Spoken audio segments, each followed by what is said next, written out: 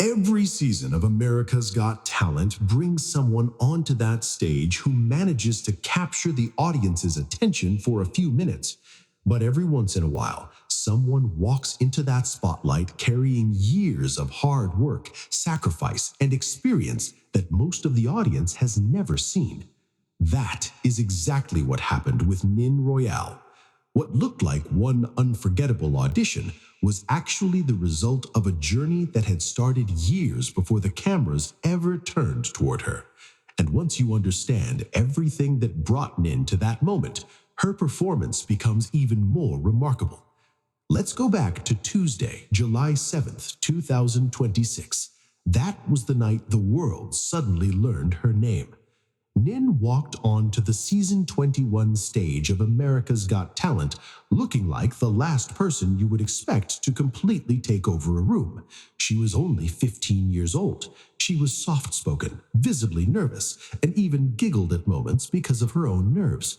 She had traveled all the way from Phuket, Thailand, with her father quietly standing at the side of the stage watching over her. There was another interesting detail about that night. The very next day, Nene was going to turn 16. So the entire studio ended up singing happy birthday to a teenager who had traveled halfway around the world to chase a dream. And that dream was not a small one. Nene wanted to become a successful singer and guitarist and eventually perform her music around the world. She wanted to become a superstar who could tour internationally. At that moment, though, there was something almost innocent about the way she carried that dream. She looked like a teenager making a wish that she wasn't completely sure would ever come true. Then she picked up the electric guitar, and suddenly everything changed. The shy teenager who had just been standing in front of the judges seemed to disappear. What took her place was a completely different performer. Nene launched into a powerful rock version of the Cranberries' iconic song, Zombie. She growled through the vocals, threw her head back, attacked the guitar, and pulled the audience into the chorus with the confidence of someone who had been performing for decades. But she had not been doing this for 20 years. She was still a teenager. And for someone seeing her for the first time, that contrast was almost unbelievable. If you have ever been underestimated by an entire room of people who decided who you were before you even opened your mouth, then you probably understand the quiet satisfaction of what happened next. The judges were stunned. Sofia Vergara described the performance as spectacular and believed Nene had a real chance of going far in the competition. Howie Mandel looked at her and simply called her a rock star. Mel B pointed out that Phuket was actually one of her favorite places on Earth, and she praised Nene's guitar ability, describing the combination of Nene and the guitar as something that felt almost perfectly meant to be. Even Simon Cowell, who has spent years building a reputation for being brutally honest with contestants, admitted that Nene's voice sounded completely authentic. He also pointed out that the slightly rough and imperfect edges in her performance were actually part of what made it work. Then came the result. 4 judges, 4 yeses. Nene was moving forward. But here is the part most people watching that audition never knew. Long before those 4 judges ever applauded her, Nene had already performed hundreds of nights when absolutely nobody applauded. For years, she had been building her confidence in a place that was very different from a television studio, a night market in Phuket. Before the bright lights, the huge stage, the judges, and the millions of people watching online, Nene was a working street performer in her own city. And this was not some polished, romantic version of street performance. Every Saturday and Sunday, from 6 in the evening until 10 at night, she would set herself up at the Naka Night Market in Phuket town. Her guitar case would be open on the concrete. Her amplifier would be powered through a borrowed extension lead, and then she would play. She would sing and play her heart out while surrounded by the sounds of sizzling walks, passing motorbikes, conversations, and tourists moving through the market. And many of those people were not there to hear her. Some were much more interested in looking through racks of cheap clothing than listening to a teenage musician. Think about what that actually means. You put everything you have into a song and people simply walk past you. They don't stop, they don't look, they don't care. Maybe one person out of 50 pauses for a moment, listens to half a chorus, and then disappears back into the crowd.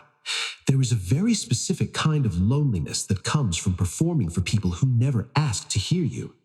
But there is another side to that experience. It builds an unusual kind of strength, because when you learn how to hold the attention of a crowd that has every reason to ignore you, standing inside a television studio surrounded by people who are already looking directly at you becomes a completely different experience. The fear begins to disappear.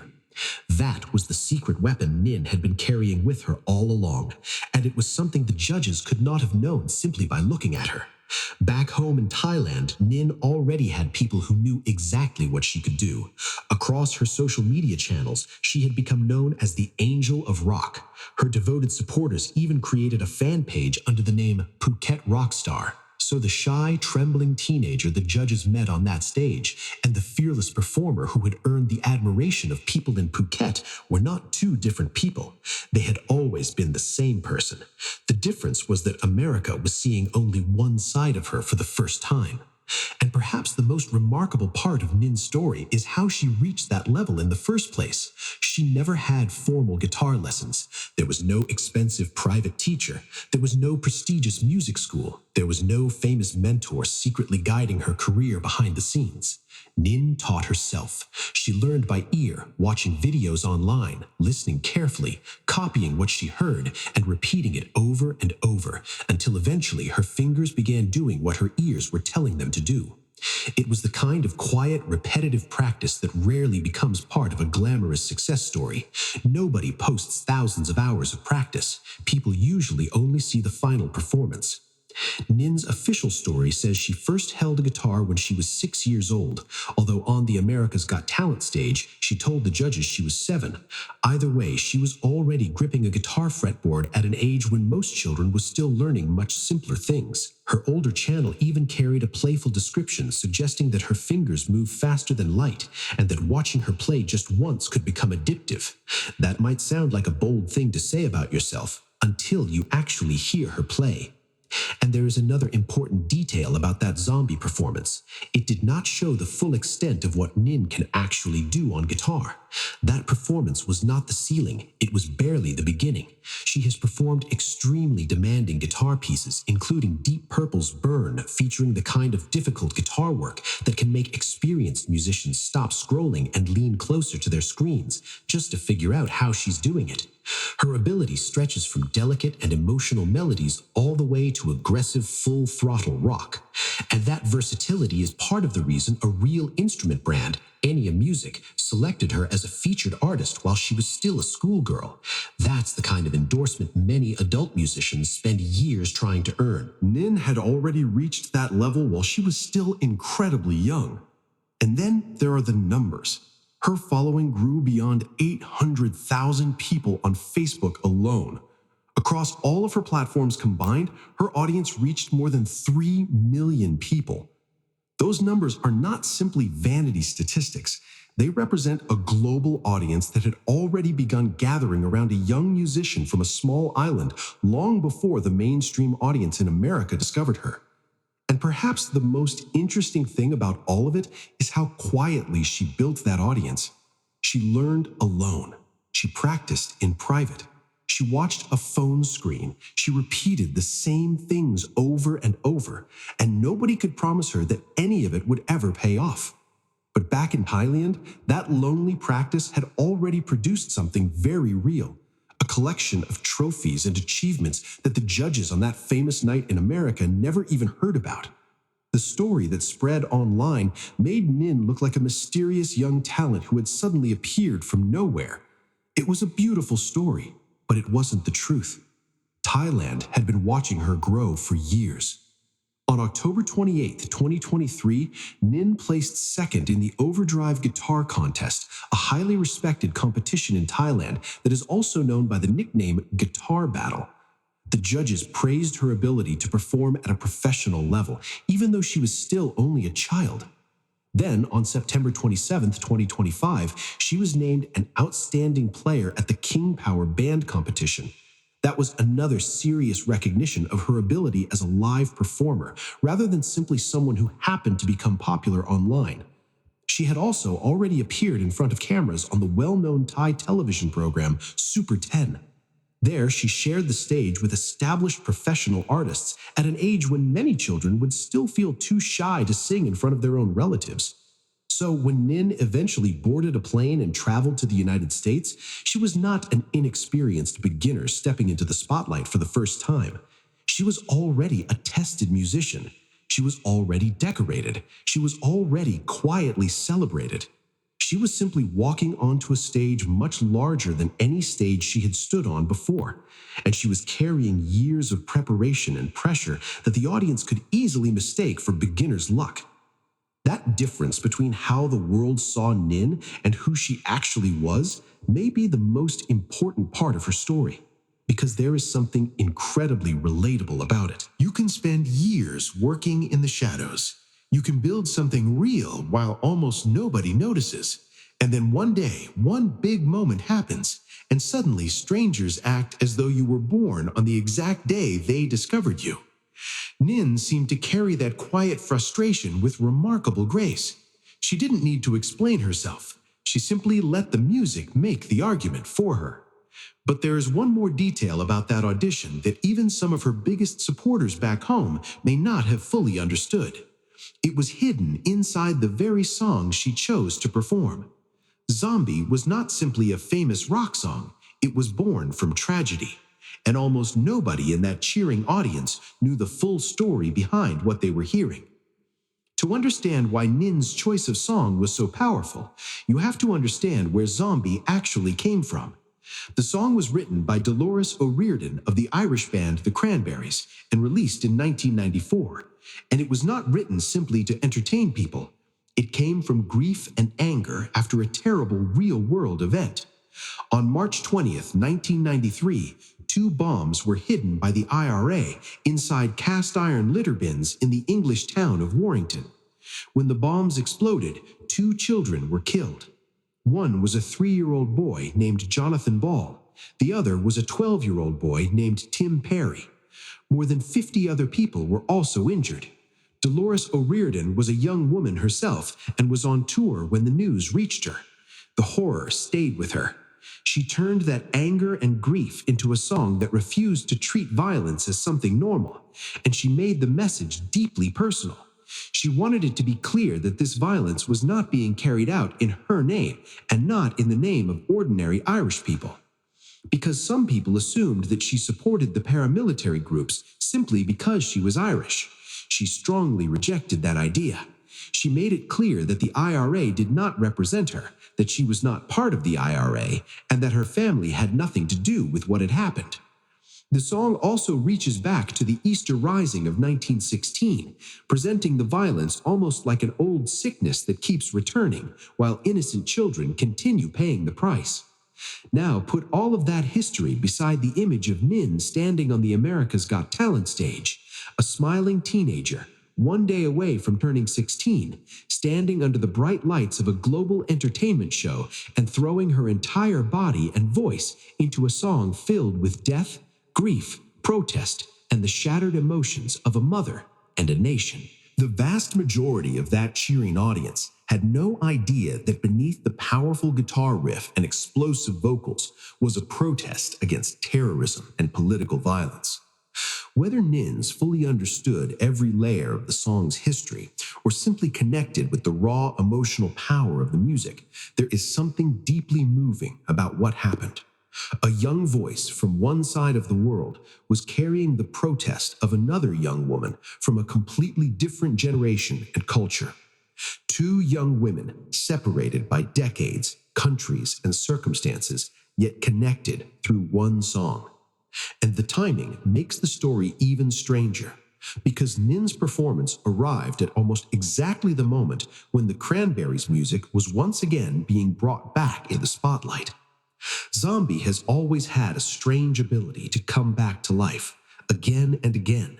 Long after people assume its moment has passed, the song somehow finds another generation willing to listen. When Dolores O'Riordan died unexpectedly in 2018, many people assumed Zombie would eventually become a beloved classic remembered mainly by longtime fans. But that is not what happened. Instead of fading away, the song became even larger. It turned into a stadium anthem. Irish rugby supporters began singing it inside huge arenas, filling those spaces with thousands of voices during major international tournaments. Online, the song eventually crossed the extraordinary milestone of 1 billion streams and views across platforms, placing it among a very small group of rock songs that continue reaching enormous audiences decades after their original release. Most artists spend their entire careers hoping to create that kind of legacy. Zombie achieved it simply by continuing to speak to people long after its creator was gone. And then the song found another life through reinterpretation. Bad Wolves recorded a powerful cover that introduced Zombie to millions of younger listeners who may never have experienced the original version. That cover created discussion and controversy, but it also demonstrated something important. The message of Zombie still had the power to reach people. Perhaps one of the most emotional responses came from Colin Perry, whose 12-year-old son, Tim, had been killed in the 1993 Warrington bombing that inspired Dolores O'Riordan to write the song. Instead of seeing the song as an exploitation of tragedy, Perry described it as majestic and deeply truthful. For him, the song transformed unimaginable grief into something that encouraged remembrance rather than silence. And coming from a father who had experienced such an unbearable loss, those words carried enormous weight. They also help explain why the song has survived for so many years. Then came another extraordinary coincidence. Just as Nin's breathtaking audition was spreading across social media and introducing millions of people to her voice, the Cranberries announced the first official release of a previously unheard concert recording. The recording, live at London Astoria 2, 1994, was scheduled for release on August 28th, and among its highlights was a live performance of Zombie itself. Suddenly, two completely separate stories were unfolding at almost exactly the same time. On one side of the world, an Irish band was preparing to release a newly restored performance recorded more than 30 years earlier. On the other, a young street musician who had spent years performing in the night markets of Phuket had unknowingly reignited global interest in that very same song through one unforgettable performance. Thousands of miles separated them. Cultures separated them. More than 30 years separated them. And yet, at that exact moment, they were connected by the same piece of music. That is what makes Zombie so remarkable. It has outlived its creator. It has crossed languages. It has crossed cultures. It has crossed generations. And it continues to find new voices willing to carry its message forward. Every artist who performs the song becomes another link in a chain that stretches back to Dolores O'Riordan herself. Each new performance adds another chapter to a story that refuses to end.